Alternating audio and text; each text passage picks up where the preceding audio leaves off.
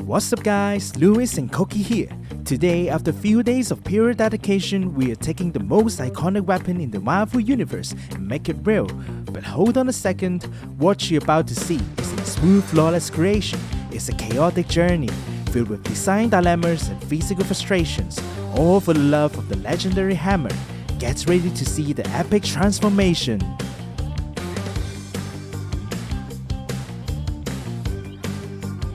Welcome back to CL Corner. I'm Lewis. I'm Cookie.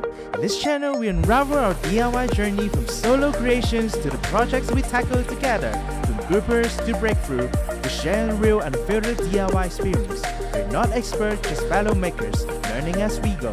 Join us and hit the subscribe button to be part of our adventure. Mjolnir, the mighty hammer of Thor. Symbol of power, worthiness, and frankly, an awesome piece of prop art. For me, the core to build was undeniable. Not only is Thor the very first character to achieve Lord status within Marvel rivals, but I've always been captivated by his character in the MCU. And let's be honest, I'm just obsessed with making weapon props. But why just admire it on screen when you can live it yourself? Now I know what you might be thinking. Lewis, there's tons of amazing Mjolnir 3D files already out there, ready to print. And you will be right, but for this mighty hammer I want more than just a print. I want to design my own, to put my own spin on it.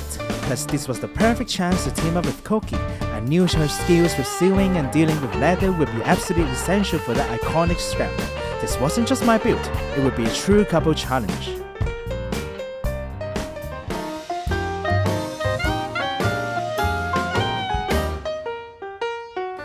I began by grabbing a 3D puzzle Mjolnir I picked up a while ago, using it as my perfect size template. I imported a photo of it directly into Nomad Sculpt, allowing me to block out the basic shape and got those iconic proportions just right. The first step was to rough out the overall form, getting the instant recognizable hammerhead and handle shape. It's a quick process of pushing and pulling the digital clay, seeing the model take shape before my eyes. Then came the really satisfying part, adding the intricate details. I sculpted the unique patterns and texture on the handle and the distinctive facets of the hammerhead. Many unbearable hours later. Finally moved them into the right position. And of course, no Mjolnir is complete without its famous inscription. Using Nomad Sculpt's powerful stamp function, I was able to perfectly etch the ancient Asgardian words on the hammer's surface. Design complete.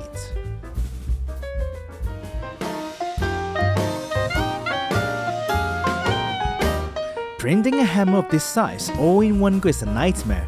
Not only is it too big for my printers, but a single print failure could waste a lot of filament, so I split it into manageable parts. I wanted to try something unique.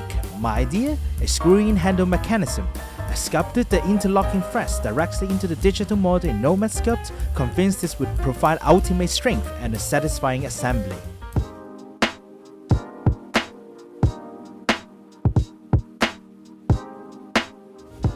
After designing, I ran a small test print. Gotta save on filaments, right?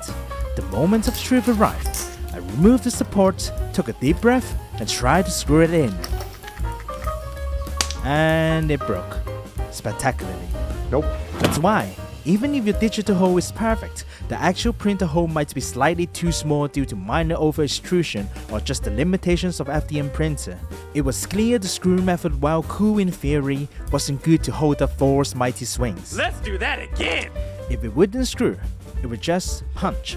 I went back into Nomad Sculpt and quickly redesigned the connection to a simple, robust round pack and a hole structure, much like a traditional weapon hilt. No more fancy threads. And the beauty of this, the top cap of the hammer would perfectly hide where the handle passed through.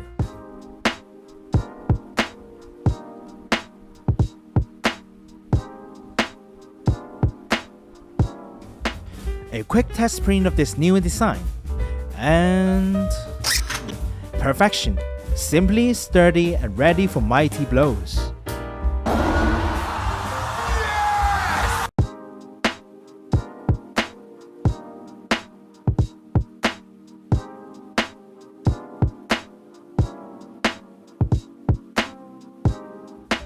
The hammerhead, the cap, and the handle. split into 2 sections because even the mighty bamboo lab has height limits. Hour after hour, layer by layer, watching this piece come out to life was truly awesome. And the best part? It worked. The foresight in breaking it into pieces and calibrating the tolerance paid off beautifully. It was incredibly satisfying to see all this come out of digital world, and all sculpted by myself. The hammerhead and cap fits perfectly, and the handle punch into the hammer with enough frictions to hold strong, no looseness there. The 2 handle sections themselves, they fit, but I knew I would need to find a solid method to join them into one true rock solid piece.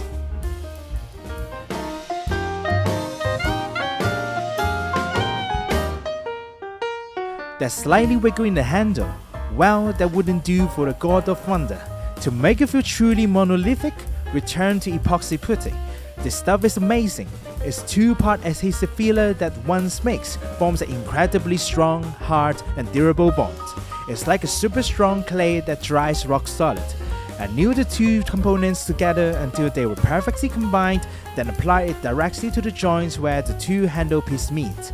This filled any tiny gaps, reinforced the connections, and once curled, transformed those 2 parts into one annealed handle.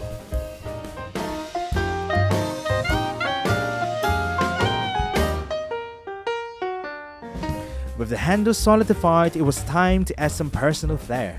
I want to give Mjolnir a unique touch, so I decided on some gold accents on the base and the top of the handle. To get those lines perfectly crisp, I applied masking tape, protecting the area I wanted to keep original color. Then with a gold paint marker, I carefully went over the exposed section, ensuring a rich, even coat. And just like that, with the tape peeled away, Mjolnir got its own custom gold touch. A subtle detail that really makes it mine.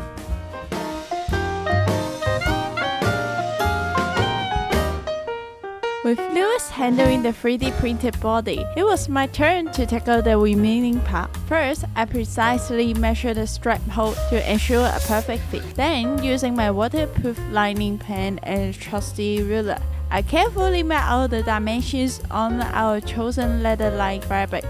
Cutting these materials requires specific tool. These aren't your average paper scissors. Once cut, I did a quick test fit through the hammer slot, and it was perfect. The next step was to give it that classic strap shape. I folded the leather over and secured the inner edge with tape, forming the main body of the strap. Ready for stitching, it slides right into place.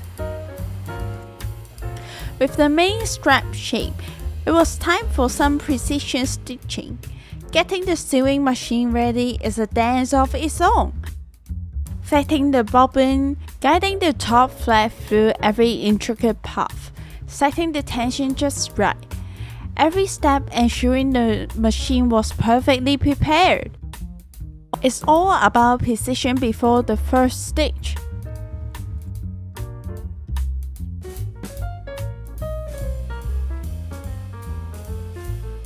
Naturally, my first thought was to use the sewing machine for speed and precision. I got everything set up and quickly added a neat reinforcing stitch along the side of the strap. It looked great. Then came the final step, looping the strap through the hammer and attempting to sew the 2 ends together to create a secure loop that wouldn't pull out. But as quickly became clear, this leather was just too thick. The machine simply couldn't handle it. Sometimes, the best solution is the oldest solution. If the machine couldn't do it, my hands would. I pulled out a needle and strong thread.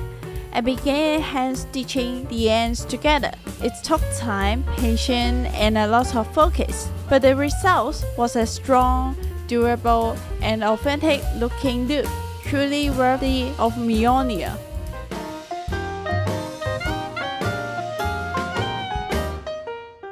Finally, adding leather to these recessed gaps on the handle. There were 10 of them, and the challenge was that they were all slightly different size. We experimented with 3 different methods to get those precise templates.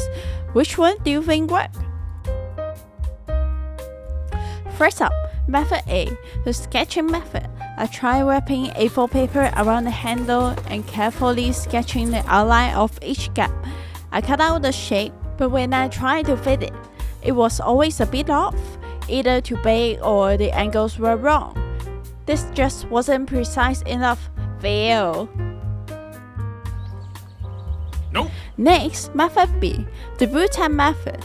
My idea was to press blue tack into the gap, hoping it would capture the exact shape, and then transfer that to paper.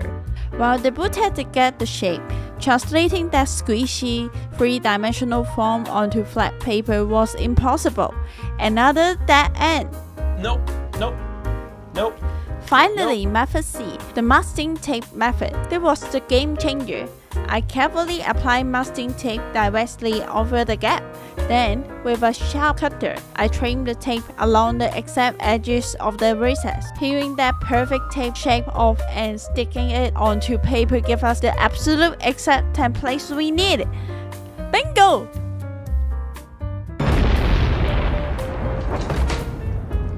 At last. With our perfect template method discovered, it was a straightforward, repetitive process. I carefully cut out each leather piece with the template, a dab of super glue on the back, precise placement into its designated gap. Just like that, Mjolnir's handle began to transform, taking on that authentic, detailed leather finish. Every piece fit perfectly, filling those small gaps and making the handle feel complete. It's main event time.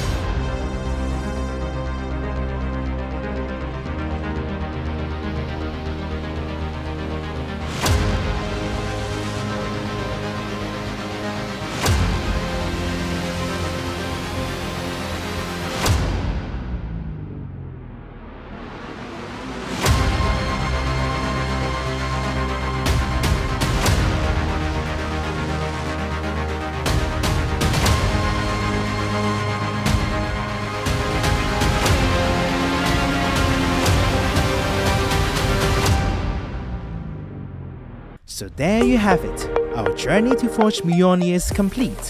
What did we learn today? That with a little collaborations, and lots of perseverance, and maybe a few unexpected detours, even the mightiest challenge can be overcome.